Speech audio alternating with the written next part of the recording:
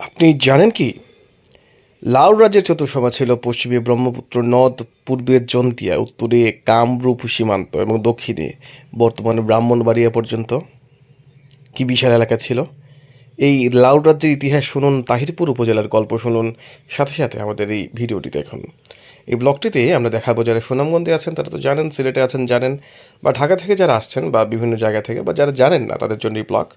এই ব্লগে আমরা দেখাচ্ছি যে সুনামগঞ্জ থেকে কিভাবে আপনারা তাহিরপুরের বিখ্যাত জায়গাগুলোতে যাবেন। আপনারা জানেন তাহিরপুরে অত্যন্ত জনপ্রিয় জায়গা হচ্ছে শিমুল বাগান, জয়নাল আবেদিনী শিমুল বাগান, রয়েছে নীলাদ্রি লেক, রয়েছে অদ্বৈত মহাপ্রভুর আখড়া বা জাদুঘর নদীর পাড়। এই তিনটি জায়গার জন্য কিন্তু প্রতি বছর হাজার হাজার মানুষ এখানে ঘুরতে আসে। সাথে হচ্ছে টাঙ্গুয়ার হাওর। সব মিলিয়ে তাহিরপুর একটা অন্যতম পিকনিক স্পটে পরিণত হয়েছে। সেই পিকনিক স্পটে যাওয়ার পথ এবং কিভাবে যাবেন এবং সাথে সাথে তার ইতিহাসটা আমরা একটু বলবো। সেই গল্পটাই বলছি। এই যে জায়গা আছে, প্রথমে যে আগে যে ব্রিজটা দেখালাম সেটা হচ্ছে আব্দুল জহুর ব্রিজ। আব্দুল জহুর ব্রিজ থেকে আপনি নেমে হাতের ডানে অর্থাৎ রাধানগর পয়েন্ট থেকে চলবেন এবং এভাবেই চলতে থাকলে আপনি প্রাকৃতিক দৃশ্য দেখতে পাবেন। প্রাকৃতিক দৃশ্য দেখে দেখে আপনি এগোতে থাকলেন, এগুলো থেকে লালপুর বাজার, লালপুর বাজার থেকে চালবন পয়েন্ট, চালবন পয়েন্ট থেকে আপনি হাতের ডানেও যেতে পারেন, বাঁও যেতে পারেন। যদি ডানে যান তাহলে এদিকে আপনি হচ্ছে শলুকাবাদ ইউনিয়ন হয়, আপনি যেতে পারবেন সরাসরি তাহিরপুরের। বামে গেলে পলাশ বাজার হয়ে আপনি এগোতে পারবেন। যাই হোক, আমরা একটু গল্প শুনি না তাহিরপুরের, তারপর আমরা আবার লোকেশনের দিকে আসছি। খাসিয়া জৈন্তা পাহাড়ের পাদদেশে অবস্থিত লাউরের পাহাড়ের নাম অনুসারে পৌরাণিক যুগের লাউর রাজ্যের রাজাকালের সাক্ষী তাহিরপুর উপজেলা, যাহা নির্বাচনী এলাকা 224 সুনামগঞ্জ 1 আসনে অবস্থিত। কিংবদন্তি এবং ঐতিহাসিক ঘটনাবলী থেকে জানা যায় এটি অতি প্রাচীনকালের বাংলার একটি বিশাল ভূখণ্ড ছিল। কামরূপ রাজ্যের সেই কামরূপ রাজ্যের অন্তর্গত ছিল। এই যে পয়েন্টটা, এই পয়েন্টটা হচ্ছে শালবন পয়েন্ট। এটা ডানে শৈলকাবাদ যাওয়া যায় এবং সোজা পলাশ হয়ে তাহিরপুর যাওয়া যায়। পলাশ আবার বিশ্বম্ভরপুর উপজেলায় পড়েছে। একটা চমৎকার গাছ পলাশ বাজারে। যাই হোক, আমরা একটু ইতিহাসের দিকে আগাই। কিংবদন্তি এবং ঐতিহাসিক ঘটনাবলী তথ্যাবলী জানা যায় এটি প্রাচীনকালে বাংলার বিশাল ভূখণ্ড কামরূপ রাজ্যের অন্তর্ভুক্ত ছিল এবং এর রাজধানী ছিল প্রাগ জ্যোতিষপুর। কামরূপ রাজ্যের শাসক ছিলেন রাজা ভগদত্ত। ঐতিহাসিকদের মতে সুনামগঞ্জের লাউর পাহাড়ে রাজা ভগদত্তের উপরাজধানী ছিল। এই যে পয়েন্টটা, সেটা হচ্ছে পলাশ পয়েন্ট। আমরা কিন্তু পলাশ পয়েন্টে গিয়ে আমরা সরাসরি চলে যাব কারেন্টের বাজারে। কারেন্টের বাজার থেকে ডানে ধনপুর বাজার হয়ে আমরা সরাসরি তাহিরপুরে যাব। আচ্ছা, যাই হোক, আমরা কাহিনীতে যাচ্ছি। ঐতিহাসিকদের মতে সুনামগঞ্জের লাউর পাহাড়ে রাজা ভগদত্তের উপরাজধানী ছিল।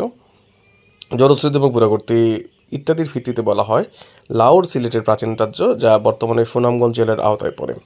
পুরাকীর্তিতে ধারণা করা হয় মহাভারত যুদ্ধে নিহত রাজা ভগদত্তের পরে তার বংশীয় 19 জন ঐতিহাসিক নৃপতি লাউর অঞ্চলে রাজত্ব করেছিলেন। মহাভারত এই অঞ্চলের কথা বলা আছে। নিধনপুরের তাম্রলিপির সূত্রে ভাস্কর বর্মন খ্রিস্টীয় 650 অব্দ পর্যন্ত এই অঞ্চলের রাজায় ছিলেন। পৌরাণিক যুগে শ্রীহট্ট ভূমি এ রাজ্যের গণ্য ছিল। লাউ রাজ্যের চতুর্সীমা ছিল ব্রহ্মপুত্র নদ, জন্তিয়া, পূর্বে জন্তিয়া, পশ্চিমে ব্রহ্মপুত্র নদ, উত্তরে কামরূপ সীমান্ত এবং দক্ষিণে বর্তমানে ব্রাহ্মণবাড়িয়া পর্যন্ত বিশাল এলাকা। খ্রিস্টীয় 7ম শতাব্দীর পরবর্তী সময়ে সিলেট অঞ্চলের ভৌগোলিক রূপরেখার পরিবর্তন হলে লাউ রাজ্যের সীমানা বর্তমানে সুনামগঞ্জ, হবিগঞ্জ, ময়মনসিংহ জেলার কিয়দংশে সীমা বিস্তার করে এবং মঙ্গের রাজা হর্ষ বর্মনের রাজত্বকাল ছিল 730 থেকে 750। রাজত্বকালে ব্রহ্মপুত্র পরবর্তী সমস্ত রাজ্যসমূহে বিরাট ধরনের অরাজকতা সৃষ্টির অভিমত রয়েছে। এ সময় বঙ্গদেশে ভিন্ন ভিন্ন রাজ্যে বিভক্ত হয়। তখন সিলেটের প্রাচীন লাউর রাজ্য কামরূপ থেকে বিভক্ত হয়ে পৃথক স্বাধীন রাজ্যে পরিণত হয়। অর্থাৎ স্বাধীন রাজ্য ছিল এই তাহিরপুর অঞ্চল বা কামরূপ যে অঞ্চলটা, কামরূপ থেকে বিচ্ছিন্ন হয়। এটা হচ্ছে রাস্তা। তো আমি যেটা বলছিলাম যে কারেন্টের বাজার থেকে ডানে আপনি সরাসরি ধনপুর হয়ে এভাবে এই রাস্তা ধরে তাহিরপুরে চলে আসতে পারেন, অথবা বামে একটা রাস্তা রয়েছে, সেটা হচ্ছে সরাসরি তাহিরপুর উপজেলা সদর হয়ে আপনি যেতে পারেন। আরেকটি রাস্তা রয়েছে, সেটা হচ্ছে আপনার বাইরে গিয়ে একটা নদী রয়েছে, এই জাদুকাটা নদীর এদিকে হচ্ছে আপনার বিশ্বম্বরপুর, ওইদিকে হচ্ছে তাহিরপুর। এটাকে বলে মিয়ারচর ঘাট। মিয়ারচর ঘাট পেরিয়ে আপনি সরাসরি তাহিরপুরের বিভিন্ন পিকনিক স্পটে চলে যেতে পারবেন। যাই হোক, ঘটনাটা খুব একটা সহজ, তাই এখানে ডিটেলস বলছি না, আমরা একটু ইতিহাসের দিকে তাকাই। দ্বাদশ শতাব্দীর শেষার্ধে রাজা বিজয়মাণিক্য এবং জগন্নাথপুর উপজেলার পান্ডুয়ার একটি শাখা স্থাপন করেন, যার নাম হচ্ছে পান্ডুয়া রাজ্য। বিজয়মাণিক্য পরে লাউর এবং জগন্নাথপুর রাজ্যকে বা কারা শাসক ছিলেন তা কিন্তু এখন অজ্ঞাত। 13শত শতাব্দীর পর 1400 সালের প্রথমার্ধে কাত্যায়নী গোত্রীয় রাজা দিব্য সিংহ নামের নৃপতি লাউরে রাজত্ব করেন। তখন লাউরের রাজধানী নবগ্রামে স্থাপন করা হয়। এ সময় লাউর এবং জগন্নাথপুর রাজ্যে অনেক জ্ঞানী পুরুষের আবির্ভাব হয়েছিল।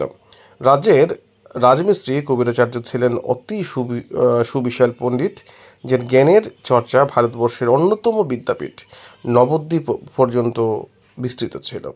এছাড়া উক্ত রাজ্যের নবগ্রামে মাধবেন্দ্রপুরী নামে একজন জ্ঞানী সাধু পুরুষ ছিলেন, মাধবেন্দ্রপুরী। এই মাধবেন্দ্রপুরীর কাছে শিষ্যত্ব গ্রহণ করেন লাউরের যুবরাজ রামনাথা বা রামা ও মন্ত্রীতনয় অদ্বৈত আচার্য, যারই আহ্বানে এখানে গঙ্গাদেবী আবির্ভূত হয়েছিলেন, যার জন্য এই পন্তীর্থ হয়। রামনাথ সিংহ রাজ্যে উপযুক্ত হলে রাজা দিব্যসিংহ রাজ্যভার তাকে দিয়ে দেন। শান্তি সাধনায় তিনি মন্ত্রী অদ্বৈতের আখড়ায় শান্তিপুরে চলে যান। সেখানে তিনি অদ্বৈতের উপদেশে বৈষ্ণব ধর্ম গ্রহণ করেন এবং সাহিত্য চর্চায় মনোযোগী হয়ে বাংলা ভাষায় বিষ্ণু ভক্তি শাস্ত্রসহ একটি গ্রন্থ রচনা করেন। পরে অদ্বৈত বাল্যলীলা গ্রন্থ রচনা করে কৃষ্ণদাস নামে আখ্যায়িত হন। অর্থাৎ কৃষ্ণদাস কিন্তু এখানের। এই তাহিরপুরের লাউর রাজ্যের রাজধানীর দুর্গ ও প্রাচীরই ভগদত্ত রাজার স্থাপিত। রাজ্যের প্রমাণ হিসেবে ঐতিহাসিক অচ্যুত্তরণ সহ প্রায় সকলেই উল্লেখ করেছেন। শ্রীক্ষেত্রের ইতিবৃত্ত, যেটা অচ্যুতরণ এর বই, সেটা কিন্তু অত্যন্ত জনপ্রিয় এবং বাস্তবসম্মত, সেটাতে লেখা আছে। মহাভারতের প্রথম বাংলা অনুবাদকারী মহাকবি সঞ্জয়ের নিবাস এই এলাকায়। মহাকবি সঞ্জয় তার লেখায় বারবার রাজা ভগদত্তের কথা বলেছেন। কলকাতা বিশ্ববিদ্যালয়ের মনীন্দ্র বসু যে গবেষণা করেছেন, সেখানে তিনি বারবার ভগদত্ত লাউরের রাজার কথা উল্লেখ করেছেন।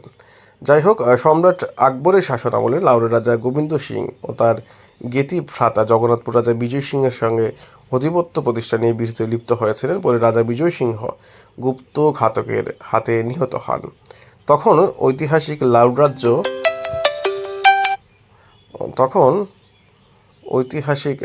লাউর রাজ্য প্রায় 1700 শতকের শেষ দিকে গোবিন্দ খাঁ কর্তৃক শ্রীহট্ট ভূমির প্রাচীন রাজ্য লাউর ইহার ভুক্ত হয়, যাহা মূলত তৎকালীন জগন্নাথপুর রাজ্যের রাজবংশের অধিকারে আসার কথা ছিল। যাই হোক, এই হচ্ছে কাহিনী, আপনারা দেখতে পারেন। এই হচ্ছে তাহিরপুর উপজেলার যে লাউরের যে ইতিহাস, সেই ইতিহাস। সবশেষে 1 ফেব্রুয়ারি 1998 থেকে তাহিরপুর কিন্তু একটি উপজেলা হিসেবে আবির্ভূত হয়।